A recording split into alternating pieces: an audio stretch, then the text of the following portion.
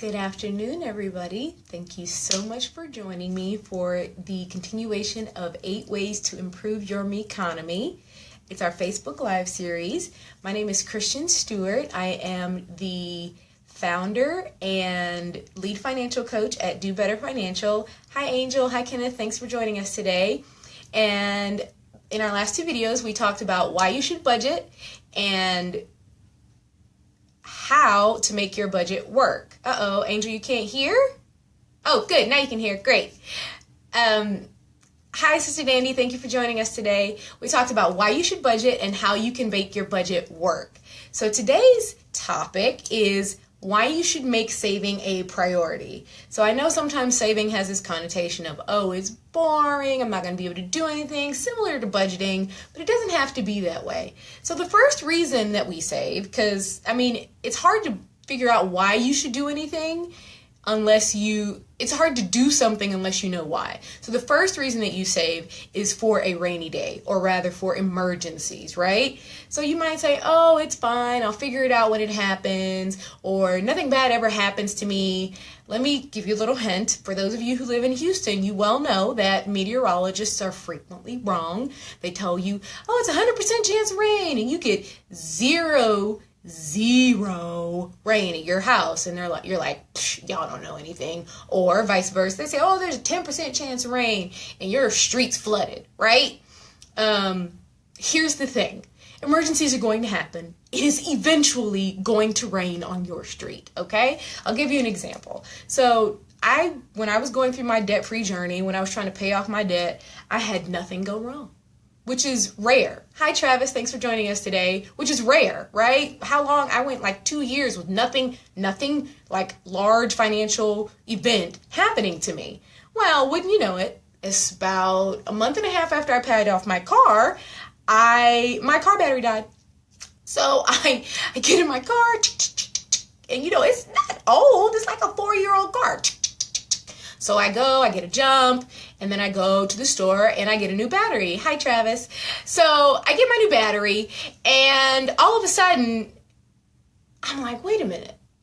Had I not had any money, this would have been like a thing, right? This would have been a serious problem. So let's say I was married, right? So all of a sudden, now I need to involve my spouse because we have to make this decision. How are we going to get this money? And so now it's not just my problem, it's our problem. And then now we have to decide how we're going to pay for it. Are we going to rob Peter to pay Paul, as they would say? Are we going to have to take money from the rent? Are we going to take money from this, that, or the other? Are we going to be borrowing from parents, which can make relationships awkward? Like, how are we going to make this work? Instead, for me, it was just an inconvenience. It was an inconvenience. It was a pain in the butt. I was frustrated because I had just paid off that car, and that battery came with the car, so it probably needed to be changed anyway. But at the same time, it was a small inconvenience. I paid for it, and I was able to put the money back in the next month. So you need to save for those rainy days, whether it's right. And not everybody has the money. That's a great point, Angel. You may not have anybody to borrow from, which means you're going to a bank, and Lord help you. So it may not be your car, it might be your house, it might be something happens to your health. Hi, William, thanks for joining us today. Whatever it is, just know that emergencies are coming. You should save for them.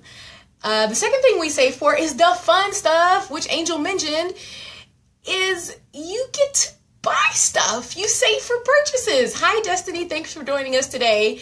So I have an example of this. I just came back from a lovely vacation. So one of my friends, maybe 2 or 3 months ago, was like, hey, we're going to Cuba. And I was like, oh, I really want to go to Cuba.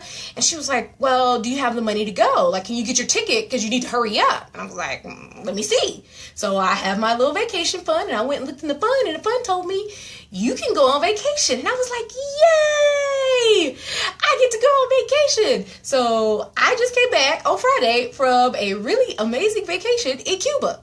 Yay, savings account. So this is where you get to save for that awesome stuff. This is where you get to buy those shoes. You get to buy that new gadget, Angel, whether it's an Apple Watch or whatever it is. This is where you get to buy that new software, Kenneth Stewart, because I know you want some more software, right? This is where you get to buy the awesome stuff. But you need to put it in the budget, and you need to have a place for it, right?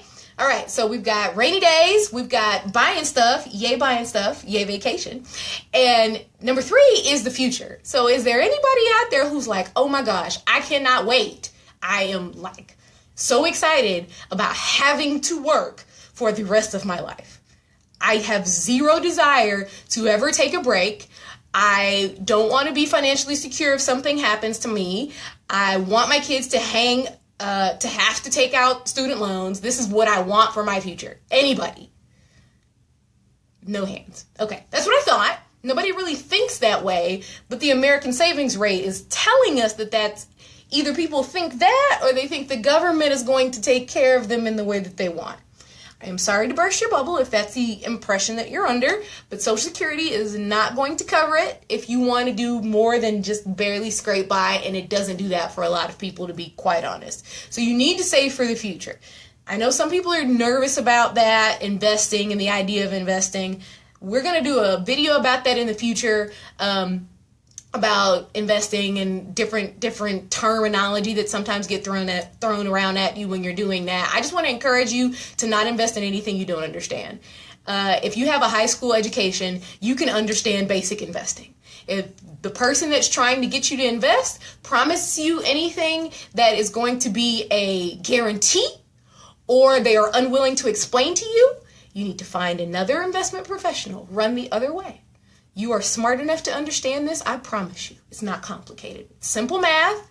Some of the words are big, but they all break down into smaller words. Magic of the English language, and most languages, to be honest. All right, so this is why we save. We save for a rainy day, we save for purchases, and we save for the future.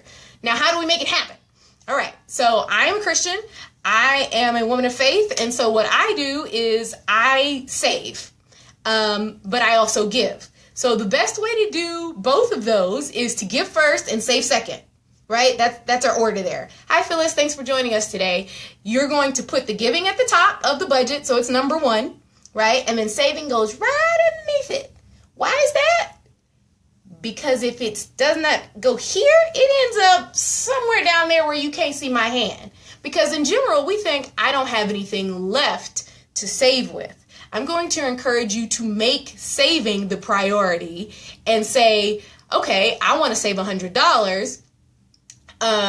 So I'm going to take $100 off the top, and then whatever else gets allotted to the other things that I want to do, and so on and so forth. Now, I say put giving first because honestly, it makes you feel better, and it's what I believe Christians are called to do. And even if you're not a person of faith, if you're not at all religious, giving is a great way to not be selfish. And selfish people make bad decisions, and they kind of make the world a worse place. Just saying. There are plenty of examples. Turn on any news channel. So give first, save second. Now, what's the best way to get that saving to go, right? How do we make it happen in reality? Because you can write it down on a piece of paper and then it don't happen, right? So what we want to do is automate it. There are a lot of ways to automate saving. The easiest one is to set up an auto transfer at your bank. Most banks have them. I actually don't know of any that don't, but that doesn't mean anything. I don't know of all banks. So you're going to set up an automatic transfer that's going to take the money straight from your checking account and move it to your savings account. All right. That's the easiest way to automate. And it's the one that you would have the most control over, which could be good or bad depending on how hard it is for you to leave your money alone. All right. Now, the other one that's an automatic one is if you're brave, right? If you're ready to go after it, you can actually have it set up to come straight out of your paycheck. So if you have auto draft, you can actually have it auto drafted and sent to usually at least 2 accounts. Some companies will do more. Now, I suggest that, and I suggest all of these saving methods if you've covered the 4 walls. If you missed either of the other videos that we've talked about, you can go back and watch them. You can either watch them here on Facebook or you can watch them on YouTube as well. Just Google "me-conomy" in quotes and you'll find it really easily. But you want to make sure you got the 4 walls covered first. So housing, transportation, clothing, and food. If you got those 4 things covered, you can save something.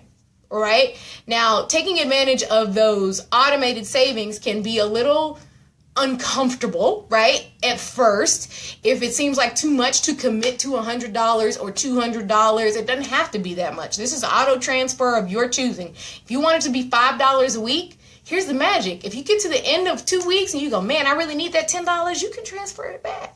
I wouldn't suggest that, but you need to get into the habit of seeing the money go away. There are some others that I believe it's Chase that offers the round up feature. I'm not 100% sure. If anybody knows, you can put it in the comments. But they'll take whatever purchase you make and they'll round up to the next dollar, and then they'll move that to your savings account. So if you make a purchase that's $1.98, they'll take 2 cents and move it to your savings account.